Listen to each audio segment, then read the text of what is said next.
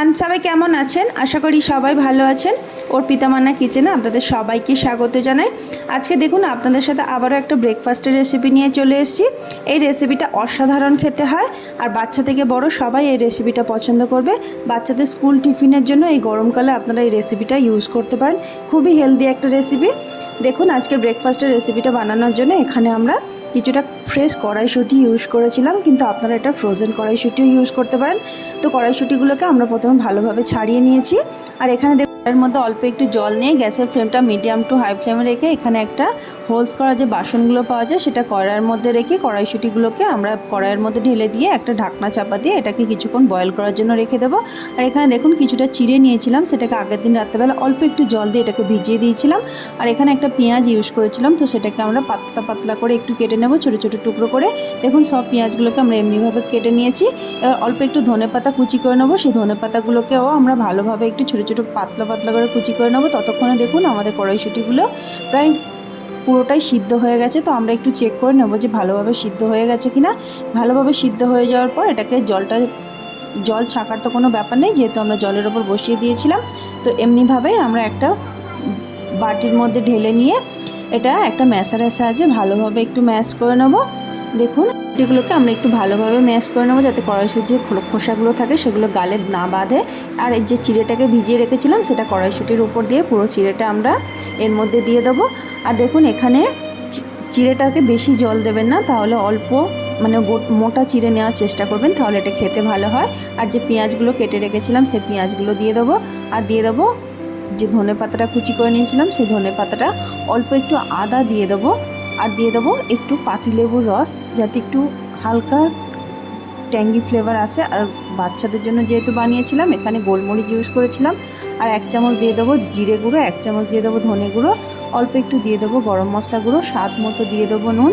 আপনারা এগুলো অল্প একটু স্বাদটাকে ব্যালেন্স করার জন্য একটু মিষ্টিও দিতে পারেন, আর যারা মিষ্টি খেতে চান না তারা মিষ্টি নাও দিতে পারেন। এবার দেখুন সব মশলাগুলোকে হাতের সাহায্যে একটু ভালোভাবে সব কিছুকে একটু দলে দলে এই চিড়েটাকে একটু ভালোভাবে মিশিয়ে নেব, যাতে সব কিছু ভালোভাবে চিড়ের সাথে মিশে যায়। একটু হাতের সাহায্যে মেখে মেখে চিড়েটাকে মিশিয়ে নেবেন, তাহলে আমাদের ডো বানাতে অসুবিধা হবে না। তো দেখুন এবার আমরা হাতের মধ্যে অল্প একটু তেল নিয়ে নেব। তেলটাকে ভালোভাবে হাতের মধ্যে ঘষে অল্প অল্প করে একটু ব্যাটারটা তুলে গোল গোল শেপ দিয়ে আমরা এটাকে বানিয়ে নেব। দেখুন এমনিভাবেই আমি হাতের সাহায্যে একটু চেপে চেপে সাইডগুলোকে একটু রাউন্ড শেপ করে এমনিভাবেই বানিয়েছিলাম। আপনাদের যেমন শেপে পছন্দ হবে আপনারা তেমনিভাবেই এটাকে বানিয়ে ফেলতে পারেন। তো এমনিভাবে এটাকে যে মানে হাতের মধ্যে অল্প একটু তেল নিয়ে এটাকে বানাবেন, তাহলে যে কোনো শেপে আপনারা চাইলে যে কোনো শেপে এটাকে তৈরি করতে পারেন। বা অল্প যখন বানাবেন তেল না দিয়ে যদি আপনারা জলও ইউজ করতে পারেন, হালকা একটু জল নিয়ে এটাকে এমনিভাবেই শেপ দিয়ে তৈরি করে নেবেন। তো আমরা এমনিভাবেই সবগুলোকে তৈরি করে নিয়েছিলাম। দেখুন আমি বাচ্চার জন্য প্রথমে বানিয়েছিলাম, তো কাঁচা লঙ্কা ইউজ করিনি, তারপর বড়দের জন্য বানিয়েছিলাম বলে 2-3টে কাঁচা লঙ্কা এখানে আমরা ভালোভাবে ছোটো ছোটো টুকরো করে কেটে নিয়েছিলাম। তো কাঁচা লঙ্কার ফ্লেভারটা দেখবেন বড়দের একটু খেতে ভালো লাগে, তাই একটু দিয়েছিলাম। তো এমনিভাবেই আমরা ভালোভাবে ব্যাটারের মধ্যে পুরোটাকে মিশিয়ে নেব। আর প্রথমগুলোকে যেমনভাবে বানিয়েছিলাম তেমনিভাবে বাকিটাও আমরা এমনিভাবে শেপ দিয়ে দিয়ে প্রতিটাকে আমরা গোল গোল করে রাউন্ড রাউন্ড শেপে এটাকে বানিয়ে নেব। তো সবগুলো বানানো হয়ে গেলে এখানে আমরা গ্যাসের মধ্যে একটা প্যান বসিয়ে দিয়েছিলাম। প্যানের মধ্যে অল্প একটু তেল দিয়ে দেবো। তেল দিয়ে তেলটাকে আমরা ভালোভাবে একটু ব্রাশ করে নেব। এটাকে গ্যাসের ফ্লেমটাকে মিডিয়াম টু হাই ফ্লেমে রেখে এটাকে আমরা তৈরি করে নেব। দেখুন সবগুলো আমরা এমনিভাবে বানিয়ে নিয়েছি। এটাকে আমি অল্প তেলে সেকেছিলাম, আপনারা চাইলে একটু বেশি তেল দিয়ে এটাকে তৈরি করতে পারেন। অল্প একটু গরম হয়ে গেলে কড়াইয়ের মধ্যে আমরা এই কাটলেটগুলোকে প্রতিটাকে আমরা দিয়ে দেবো, দিয়ে একটু প্রেস করে করে এটাকে আমরা সেঁকে নেব।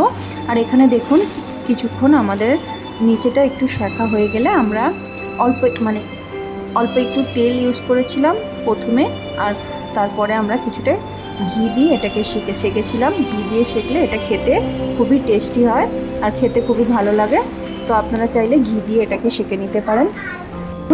এখন আমরা এগুলোকে উল্টে পাল্টে একটু দুদিকটা কড়া কড়া করে আমরা প্রতিটাকে সেঁকে নেব।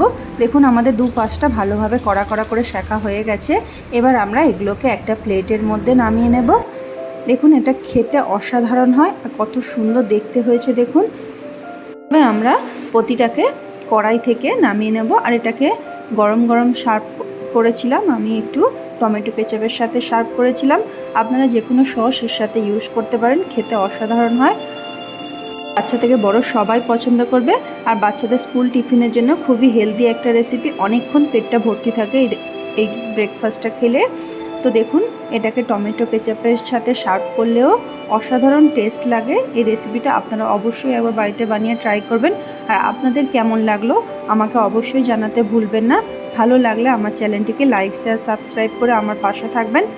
আমার রেসিপিটা দেখার জন্য আপনাদের অনেক অনেক ধন্যবাদ।